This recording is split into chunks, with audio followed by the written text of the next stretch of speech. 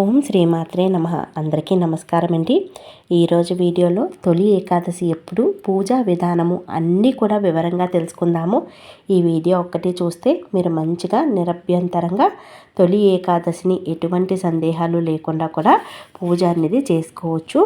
అయితే మనకి 2024 సంవత్సరంలో జూలై 17వ తేదీన తొలి ఏకాదశి వస్తుంది.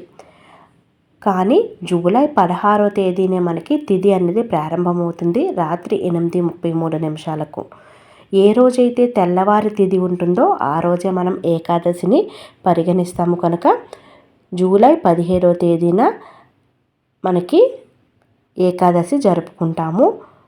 రాత్రి 9:02 వరకు తిథి అయితే ఉంటుంది. మన హిందువులందరికీ కూడా మొట్టమొదటి పండుగగా తొలి ఏకాదశిని చెప్పుకుంటాము. ఈ పండుగతోనే మనకి అన్ని పర్వదినాలు కూడా, పండుగలు కూడా మొదలవుతాయి. మన సాంప్రదాయంలో తొలి ఏకాదశికి ఒక విశిష్ట స్థానం అయితే ఉంది. ఈ పండుగతో మనకి ఆనందంతో పాటు ఆరోగ్యాన్ని కూడా ఇస్తుంది. అది ఎలాగో కూడా మనం ఇప్పుడు చూద్దాము. ఈ తొలి ఏకాదశికి వివిధ నామాలైతే ఉన్నాయి.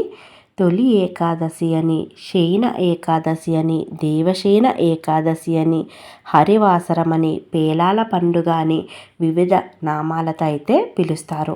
ఈ తొలి ఏకాదశి మనకి మొట్టమొదట వచ్చే పండుగ కనుక మనం తప్పకుండా అందరూ కూడా వీలుని బట్టి స్వామివారికి భక్తి శ్రద్ధలతో పూజను ఆచరిస్తే చాలా మంచిది.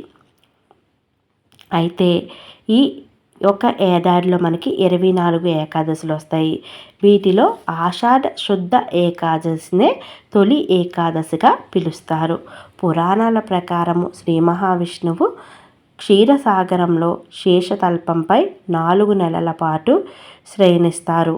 అక్టోబర్ లేదా నవంబర్ నెలలో వచ్చే ప్రమోదిని ఏకాదశి ఆయన తిరిగి మేల్కుంటారు. ఈ 4 నెలల్ని చతుర్మాసాలుగా వ్యవహరిస్తారు. తొలి ఏకాదశి నుంచి 4 నెలల పాటు చతుర్మాస దీక్షను అందరూ కూడా ఆచరిస్తారు.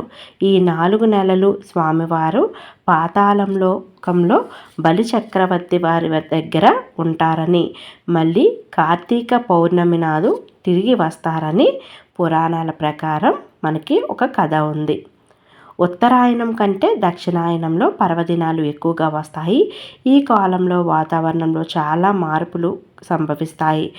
అనారోగ్య సమస్యలు లేకుండా మన పెద్దలు మనకి వివిధ రకాల పూజలు చేసుకునే ఆచారం అయితే కల్పించారు. దీనిలో భాగంగా ఈ తొలి ఏకాదశి ఒకటి అని చెప్పుకోవచ్చు. ఈ తొలి ఏకాదశి రోజు మనం ఉదయాన్నే లేచి, అంటే మనం ఏకాదశి ఎప్పుడు ఆచరించినా సరే మనం దశమి నుంచే ప్రారంభిస్తాము. దశమి రోజు రాత్రి అల్పాహారం తీసుకోవాలి, మితంగా ఆహారం తీసుకొని ఏకాదశి రోజు సంపూర్ణంగా మనం ఉపవాసం ఉండాలి. ఏకాదశి రోజు ఎవ్వరూ కూడా ధాన్యంతో చేసినవి, బియ్యంతో చేసినవి ఏవి కూడా స్వీకరించరు, ఉపవాసం ఉంటారు. పళ్ళ రసాలు ఇటువంటివి తీసుకోవచ్చు, ఏదైనా అల్పాహారం తీసుకోవచ్చు. ఎందుకంటే మొర అనే రాక్షసుడు బియ్యంలో నిక్షిప్తమై ఉంటాడని, అందువల్ల అనారోగ్య సమస్యలు వస్తాయని బియ్యంతో చేసినవి ఏవి కూడా స్వీకరించరు. ఈ ఏకాదశి రోజు ఉదయాన్నే మనం మేల్కొని మంచిగా ఇంటిని శుద్ధి చేసుకొని దేవుని మందిరంలో ఈశాన్య మూలలో పీట వేసి స్వామివారికి, శ్రీ మహావిష్ణువుకి పూజ చేసుకోవాలి. ఒకవేళ విష్ణుమూర్తి ఫోటో లేదు అనుకుంటే వెంకటేశ్వర స్వామి లేదా మనం లక్ష్మీ నరసింహస్వామి ఇలా ఏ ఫోటో ఉన్నా సరే మనం పెట్టుకొని మంచిగా పూజ చేసుకోవచ్చు. చూస్తున్నారు కదా, నేను పీట కింద ముందుగా పసుపు రాసి అష్టదళ పద్మం ముగ్గు వేసుకొని పీట పైన కూడా ముగ్గులు వేసుకొని మంచిగా అలంకరించుకున్నాను. ఏ పూజకైనా మనం గణపతిని పెట్టుకుంటాం కనుక విఘ్నాలు తొలగించమని గణపతిని పెట్టుకున్నాను. అదేవిధంగా శ్రీమన్నారాయణుడితో పాటు లక్ష్మీ అమ్మవారిని పెట్టుకున్నాను. అమ్మవారికి చిట్టి గాజుల మాల, అదేవిధంగా స్వామివారికి ముత్యాలు పగడాలు మాలగా వేసుకున్నాను. అమ్మవారికి పసుపు కుంకాలు ఇక్కడ పెట్టుకున్నాను. తర్వాత ఏకాదశి రోజు మనం తప్పకుండా చేయవలసిన పనుల్లో ఒకటి ఏంటి అంటే పిండి ప్రమిదలు. స్వామివారికి శ్రీ మహావిష్ణువుకి ఎంతో ఇష్టమైనవి పిండి ప్రమిదలు. పిండి ప్రమిదల్లో నువ్వుల నూనె లేదా ఆవు నెయ్యి లేదా కొబ్బరి నూనె అయినా సరే వేసుకోవచ్చు. వేసుకొని మంచిగా పసుపు రంగు ఒత్తులు ఉంటే ఒత్తులతో దీపారాధన చేసుకోండి. ఒకవేళ పసుపు లేకపోతే చేయకూడదా అంటే నార్మల్వైనా వేసుకోవచ్చు. స్వామివారికి పసుపు రంగు అంటే చాలా ఇష్టం, మీ అందరికీ తెలిసిన విషయమే.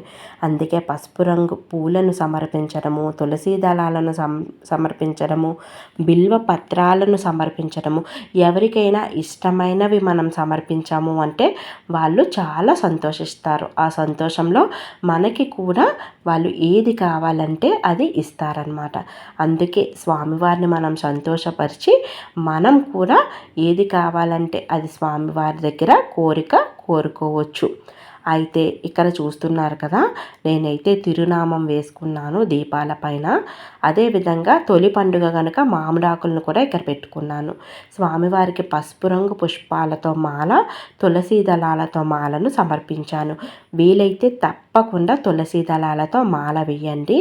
తులసీ దళాలు కూడా పచ్చకర్పూరం కలిపి పసుపు కలిపిన నీటిలో మంచిగా కడిగి వాటిని వెయ్యండి. చాలా సుగంధభరితంగా ఉంటాయి.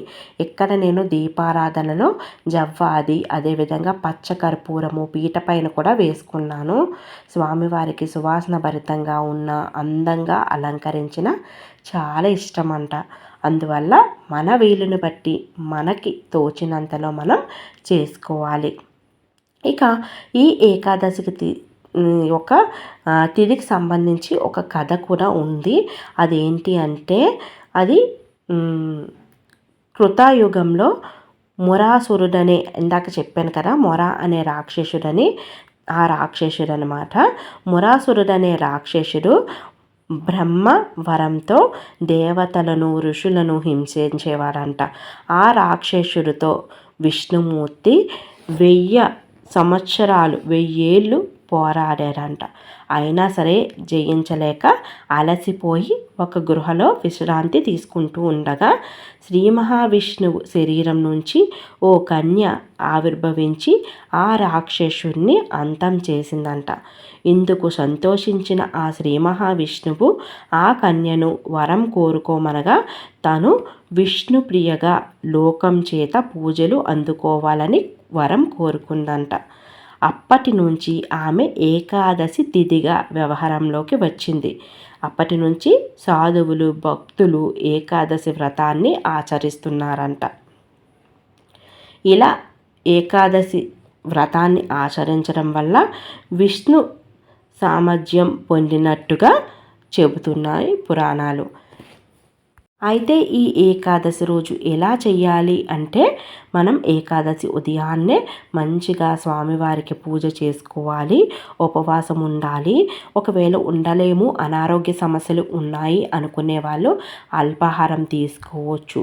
అదేవిధంగా మనం ప్రతి వ్రతాలకి ఆచరించే నియమాలను పాటించాలి. ఉల్లి వెల్లుల్లి మాంసాహారము తినకూడదు, నేలపైన నిద్రించాలి, అదేవిధంగా బ్రహ్మచర్యం పాటించాలి. అన్నిటికన్నా ముఖ్యమైనది ఈ రోజుల్లో చేయవలసింది ఏంటి అంటే ఎవరిని కూడా ఏమీ అనకూడదు. మీరు ఒక్క మాట ఎవరినైనా దూషించినా, ఎవరి గురించైనా తప్పుగా మాట్లాడినా మీరు చేసిన పుణ్యం అంతా కూడా పోతుంది.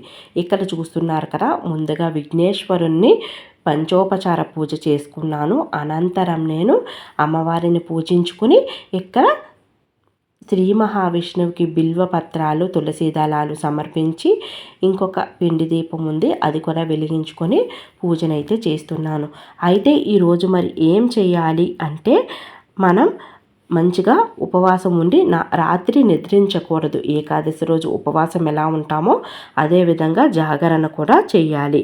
చేసి మనం ద్వాదశి రోజు ఉదయాన్నే శ్రీ మహావిష్ణువు ఆలయానికి వెళ్ళి ఇంట్లో పూజించుకొని శ్రీ మహావిష్ణువు ఆలయానికి వెళ్ళి స్వామివారిని పూజించుకొని యథాశక్తి మళ్ళీ తిరిగి వచ్చి ఇంట్లో మనం ఉపవాసం విరమణ చేసుకోవాలి, దీక్ష విరమణ చేసుకోవాలి.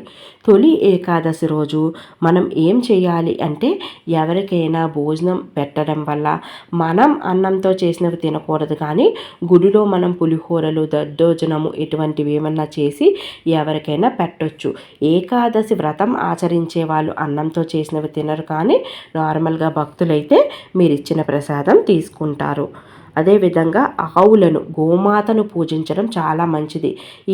ఏవైతే ప్రమిదలు ఉన్నాయో అవి మనం ఏకాదశి రోజు పూజ చేస్తాం కదా, ద్వాదశి రోజు వాటిని గోమాతకు తినిపించి అరటిపళ్ళు అవి పెట్టి అమ్మవారి ఆశీస్సులు పొందితే చాలా మంచిది. మంచి ఫలితాలన్నీ కలుగుతాయి. ఎవరికైనా భోజనం పెట్టగలిగితే భోజనం పెట్టడము, లేదా ప్రసాదాలు పెట్టడము, లేదా మనం ఎవరికైనా కలిగినంతలో సహాయం చేయడము, గోమాతను ఆరాధించడము, ఇటువంటివన్నీ కూడా మనకి ఏకాదశి వ్రతం ఆచరించే వాళ్ళకి చాలా మంచిది. బ్రాహ్మణులకి తాంబూలం సమర్పించడము, లేదా ఎవరికైనా స్వయంపాక దానం ఇవ్వడము, ఇటువంటివన్నీ కూడా మనకి ఏకాదశి రోజు చేస్తే చాలా మంచిది. మనం ఏకాదశి రోజు చేయమండి, ద్వాదశి రోజు ఉపవాసం విరమణ ముందు గుడికి వెళ్తాం కదా, గుడిలో స్వామివారిని దర్శించుకొని అప్పుడు మనం అక్కడ చేస్తే చాలా మంచిది. ఈ ఏకాదశి రోజు మనం నైవేద్యం ఏం పెట్టాలి అంటే వడపప్పు, పానకము, ముఖ్యంగా పేలాలు, జొన్న పేలాల పిండిని స్వామివారికి నివేదన చేస్తారు. ఎందుకంటే ఈ వర్ష ఋతువులో వేడిని కలిగించి ఆరోగ్యాన్ని మనకి ప్రసాదిస్తుంది అంటారు. గుడిలో కూడా మనకి ఇదే ప్రసాదాన్ని పంచిపెడతారు. ఇక వివిధ రకాలైన పండ్లు, పలహారాలు ఇవన్నీ కూడా మీ ఇష్టం. జొన్న పేలాలతో చేసిన పిండిని మాత్రం స్వామివారికి నివేదిస్తే చాలా మంచిది. చూశారు కదా, మనం ఈ విధంగా ఏకాదశి రోజు పూజ చేసుకోవాలి. మనం ఉదయము సాయంత్రము పూజ చేసుకోవాలి. అదేవిధంగా స్వామివారికి ఈ సమయంలో మనం ఖాళీగా ఉన్న సమయంలో విష్ణు సహస్రనామ పారాయణము, విష్ణుమూర్తికి సంబంధించి భాగవతాన్ని చదువుకోవడము, గోవిందనామాలు స్మరించడము, అదేవిధంగా వెంకటేశ్వర స్వామి సుప్రభాతాలు వినడము, ఇటువంటివన్నీ కూడా చేస్తే చాలా మంచిది. మీ అందరూ కూడా తప్పకుండా తొలి ఏకాదశి చాలా విశేషమైన ఏకాదశి. ఈ ఏకాదశిని అందరూ కూడా వీలైనంతలో ఆచరించండి. నేనైతే స్వామివారికి ముత్యాల హారతినైతే ఇచ్చాను. ఇంకొక మంచి వీడియోతో మళ్ళీ కలుద్దాము. వరలక్ష్మి వ్రతంకి సంబంధించి డౌట్స్ చాలామంది అడుగుతున్నారు. నేనైతే వీడియో తప్పకుండా అప్లోడ్ చేస్తానమ్మా. ఇప్పటి వరకు మన ఛానల్ని సబ్స్క్రైబ్ చేసుకోకపోతే వెంటనే సబ్స్క్రైబ్ చేసుకోండి. మరొక మంచి డివోషనల్ వీడియోతో మళ్ళీ కలుద్దాము. ఓం శ్రీమాత్రే నమః.